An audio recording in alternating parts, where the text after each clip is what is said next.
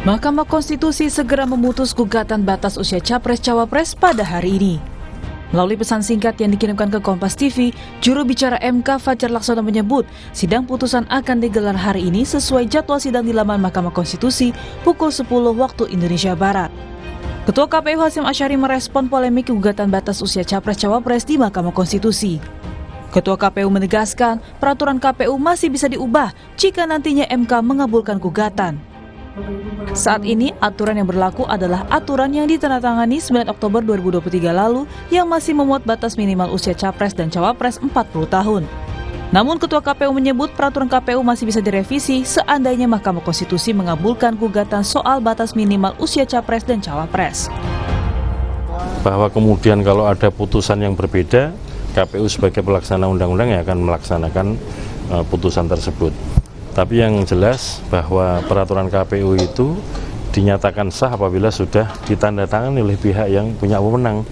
Dan kami di KPU, saya sebagai Ketua KPU hari Senin kemarin tanggal 9 Oktober 2023 sudah menandatangani peraturan KPU tentang pendaftaran calon presiden dan wakil presiden. Sekarang prosesnya tinggal menunggu pengundangan oleh Kementerian Hukum dan HAM. Perkumpulan untuk Pemilu dan Demokrasi atau Perludem menilai jika Mahkamah Konstitusi konsisten dengan putusan terdahulu, maka soal pengujian usia Capres dan Cawapres bukanlah perkara sulit. Perludem pun mengingatkan Mahkamah Konstitusi agar tidak masuk ke dalam politisasi yudisial bila memutus berbeda dengan sebelumnya. MK dinilai Perludem akan sulit terhindarkan dari pendapat pragmatisme dan kepentingan politik praktis. Terlebih ada konteks hubungan kekeluargaan yang juga menjadi sorotan dalam salah satu perkara yang tengah diuji oleh MK. Sebut saja nama yang beredar kan hanya satu, yang usianya akan memenuhi syarat kalau putusan Mahkamah Konstitusi membuka jalan itu, yaitu Gibran. Jadi ini putusan yang sangat kental dengan konteks politik praktis. Jadi ini yang menjadi ramai, dan kalau kemudian Mahkamah Konstitusi mengabulkan pengujian undang-undang ini, Mahkamah akan tidak terhindarkan dikait-kaitkan dengan pragmatisme dan kemudian kepentingan politik praktis. Jelang putusan MK, Menko Polhukam Mahfud MD meminta masyarakat tidak berspekulasi untuk putusan MK terkait uji materi batas usia Capres dan Cawapres. Mahfud meminta masyarakat menunggu putusan MK hari ini dan tidak usah meramal putusan MK. Tunggu saja putusannya, kan tidak tahu dan tidak boleh juga berbicara sesuatu yang belum diputuskan oleh MK. Kita tunggu saja dah ya setelah putusan MK itu. Kan Senin itu sudah kurang 4 hari. 4 hari itu lalu apapun putusannya terus akan di follow up oleh partai politik kan. Kan gitu kan. Nah, kita tunggu Senin aja, nggak usah buru-buru. Nggak usah banyak prasangka juga kepada MK. Jangan-jangan nanti kita meramal lalu salah lagi kayak dulu. Iya kan? Ada yang meramal gini ternyata MK-nya nggak apa-apa. Lalu Polemik gugatan batas usia Capres dan Cawapres menjadi sorotan. Pasalnya jika MK mengabulkan menjadi batas usia Capres-Cawapres, maka putra Presiden Gibran Rakabuming Raka yang berusia 35 tahun berpeluang untuk maju dalam Pilpres. Direktur Eksekutif Poltreking Hanta Yuda melihat peta politik antara Prabowo yang menjadikan Gibran bacawa pres saling tunggu dengan pemilihan Cawapres Ganjar Pranowo. Hanta menyebut ada 3 faktor yang jadi pertimbangan menjadi Cawapres untuk keduanya. Karena Prabowo menunggu MK, sama Mas Ganjar menunggu Pak Prabowo. Jadi yang ketiga juga alasan strategi masing-masing saling intip terkait dengan taktik politik siapa cawapres dari masing-masing mereka dua pasangan ini. Iya, hari ini sama kebutuhan elektoral, faktor paling determinan dalam menentukan pilihan cawapres, terutama Pak Prabowo, juga termasuk Mas Ganjar, ada 3 faktor. Kita menunggu Mas Gibran nanti. 1 adalah katrol elektoral, yang kedua efek Jokowi, dan yang ketiga representasi NU. Nah, yang diperebutkan NU Jatim itu sekarang ini mulai tidak terlalu determinan. Kini putusan MK pun dinanti masyarakat. Diharapkan dengan putusan ini tidak ada kepentingan politik yang melekat. Tim Liputan, Kompas TV. Saudara, Mahkamah Konstitusi hari ini akan membacakan putusan terkait gugatan batas usia Capres-Cawapres. Nah, apakah akan menjadi di bawah 40 tahun? Sejumlah anggapan masyarakat pun menuai pro dan kontra. Salah satunya adalah apakah putusan MK ini nantinya akan netral tanpa adanya kepentingan politik? Karena jika MK mengabulkan ini bisa jadi ini adalah karpet merah begitu ya, dalam tanda petik, bagi putra Presiden Joko Widodo, Gibran Rakabuming Raka, yang digadang-gadang akan disandingkan dengan Prabowo Subianto sebagai bakal calon wakil presidennya. Nah, kita akan bahas hal ini dengan sejumlah narasumber yang sudah hadir melalui daring. Ada pakar hukum tata negara dari Universitas Andalas Ferry Amsari, Direktur LBH Partai Solidaritas Indonesia PSI Francine Wijoyo, dan politisi Partai Demokrasi Indonesia Perjuangan Andreas Hugo Parera. Selamat pagi Bapak-Bapak dan Ibu. Selamat pagi Mas Radi. Ya, saya akan ke PSI dulu, Bu Francine, sebagai pihak yang juga ikut menggugat ya batas usia capres-cawapres ini. Jelang putusan MK, PSI akan menerima segala putusan MK seandainya pun ditolak nanti? Betul sekali. Apapun putusannya Mahkamah Konstitusi hari ini, kami dari Partai Solidaritas Indonesia akan menghormati itu. Kami percaya dan yakin bahwa putusan tersebut adalah pertimbangan terbaik dari Mahkamah Konstitusi dalam mengawal demokrasi Indonesia. Ya, jadi apapun keputusannya akan diterima begitu ya. Dan Betul ini sekali. ya, saya ingin flashback sedikit soal latar belakang PSI, partai Anda juga menggugat batas usia capres-cawapres ini. Yang digugat adalah minimal jadinya 35 tahun agar tidak ada hambatan begitu ya untuk anak muda untuk maju dalam Pilpres 2024. Tapi saya ingin menganalogikan begini Bu Francine. Saya mencatat sejumlah pemimpin muda dunia yang berkarir politik namun akhirnya jadi pemimpin begitu ya, jadi presiden. Seperti misalnya Sanna Marin, di Perdana Menteri Finlandia yang dilantik pada usia 34 tahun menjadi Perdana Menteri. Gabriel Boric, Presiden Chile, 35 tahun jadi presiden. Emmanuel Macron bahkan lebih tua lagi, lebih tua 4 tahun ya dari Mas Gibran, 39 tahun.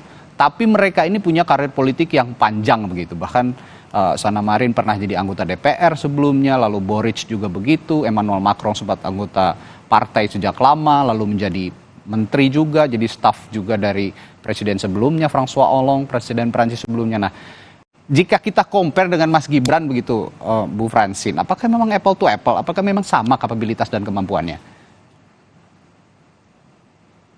Yang perlu kami sampaikan adalah permohonan uji material ini tidak hanya Mas Gibran saja, karena yang usia 35 sampai 39 tahun di Indonesia ini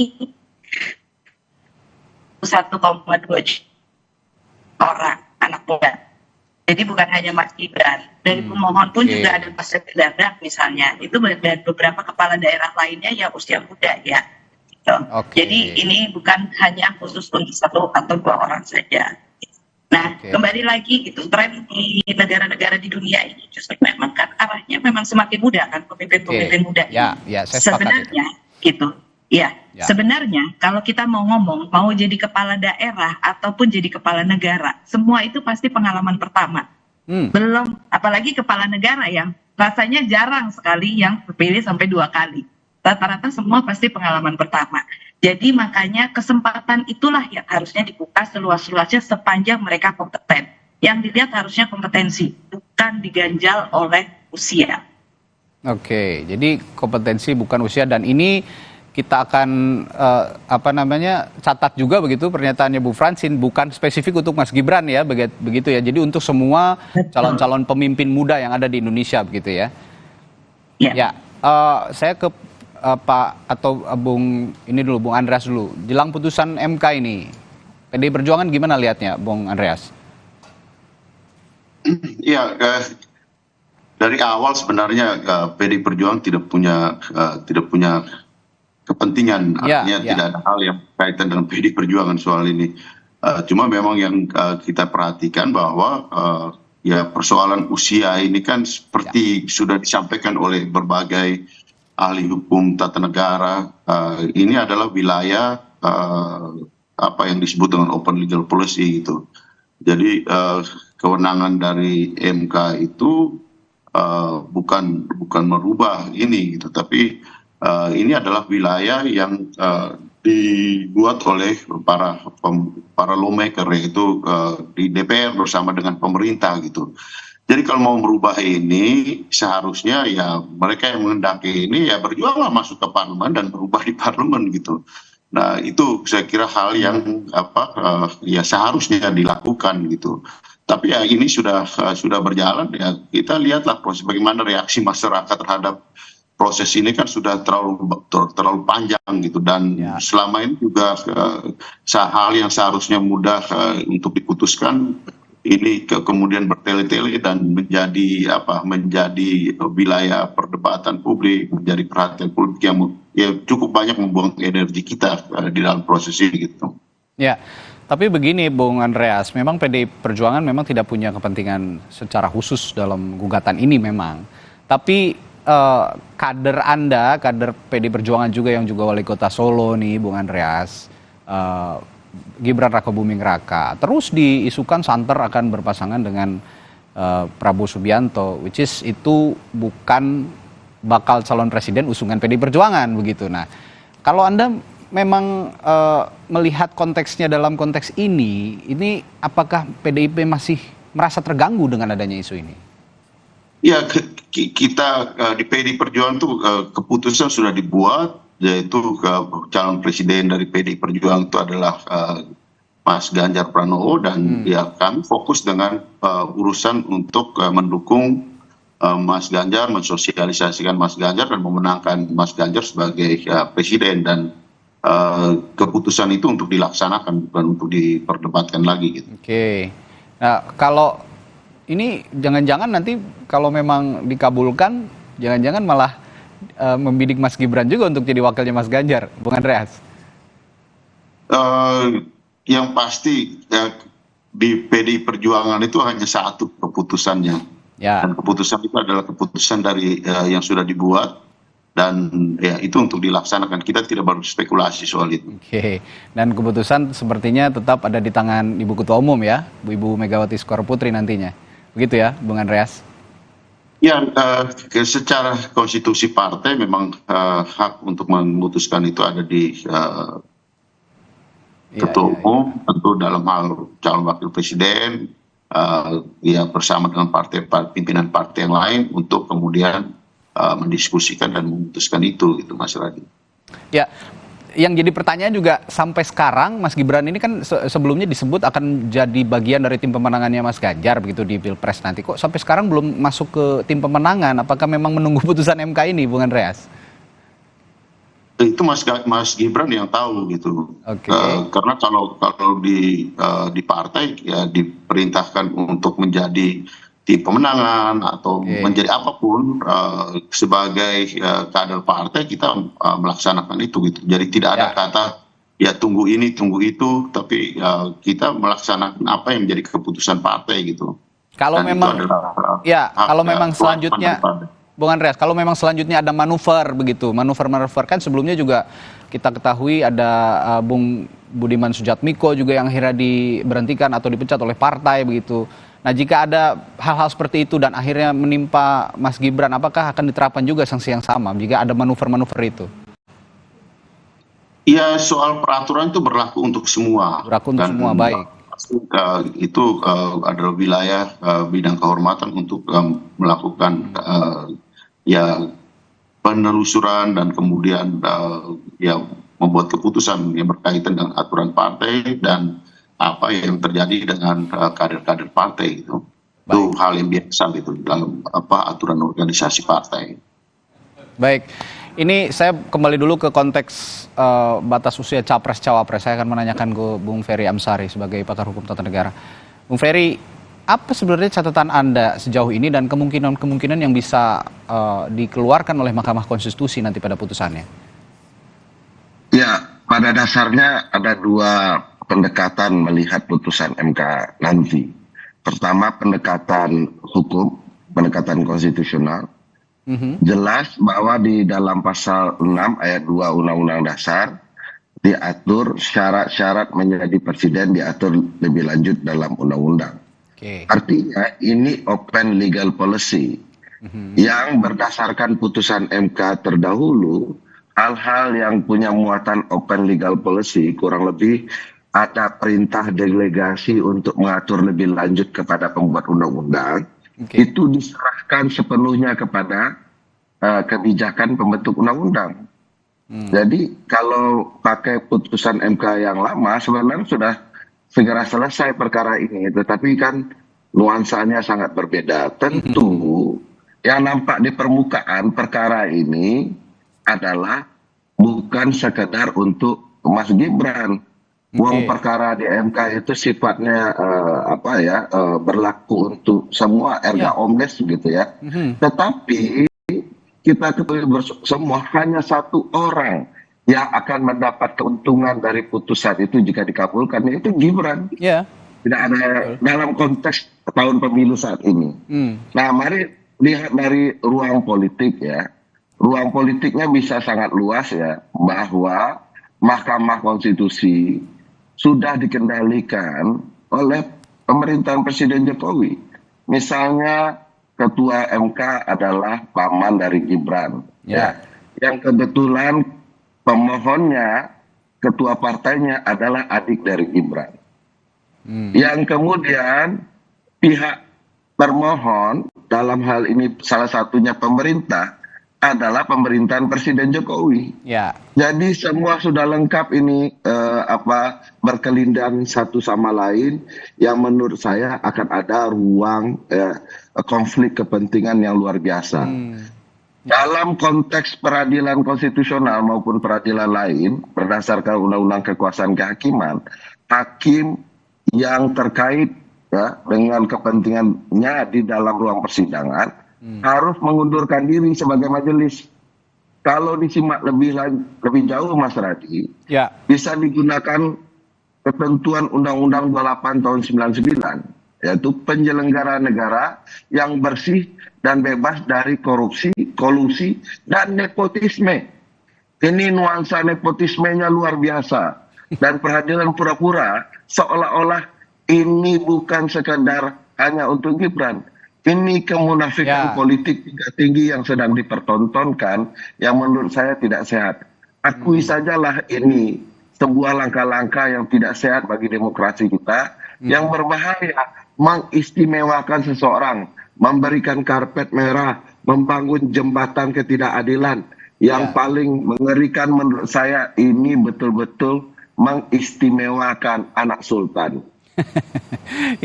Nah oke, baik Pak Ferry, terima kasih, tadi ada insight baru. Memang tadi Bu Francine mengatakan ini bukan berlaku untuk Mas Gibran saja, tapi sepertinya sulit sekali untuk menafikan bahwa ini tidak keluar dari lingkarannya keluarganya Pak Jokowi dan Mas Gibran begitu. Bu Francine, secara politik tadi Pak Ferry mengatakan Gibran yang diuntungkan, lalu belum lagi partai Anda ini diketuai juga oleh adiknya Gibran. Belum lagi juga ketua MK-nya adalah pamannya Gibran begitu. Jadi bagaimana Anda merespons ini? Karena sulit sekali memisahkan keterkaitan ini dengan Gibran Rakabuming dalam konteks gugatan batas usia Capres-Cawapres ini, Bu Francine.